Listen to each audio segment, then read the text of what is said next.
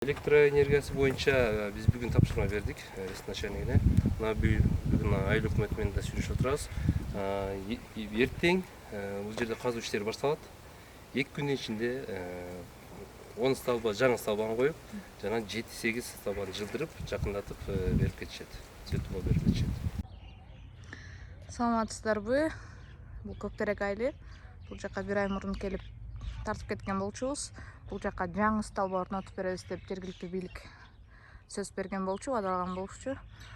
Уже бир ай өттү. Бул жака до сих пор жаңы столба курулбаптыр.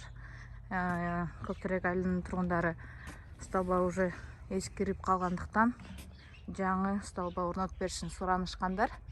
Бирок жыйынтык жок. Бул жакка болсо жергиликтүү бийлик келип өзү ушул жерге келип туруп сүйлөп берип кеткен. 1-3 күндүн ичинде жаңы столбалар орнотулат деп айтып кетишкен.